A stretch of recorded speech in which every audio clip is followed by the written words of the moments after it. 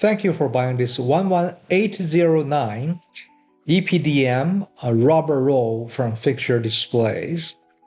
This roll of rubber is about 32 feet long and width is 8 inches wide.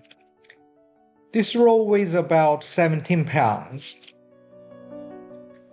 Very shortly, when I roll that flat and show you, this rubber is reasonably flexible, as you can see, very easy to handle.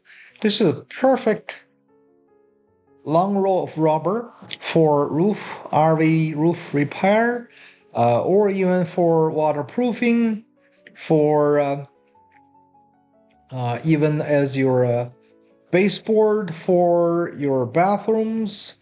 There are endless applications and it's a value product. Thank you.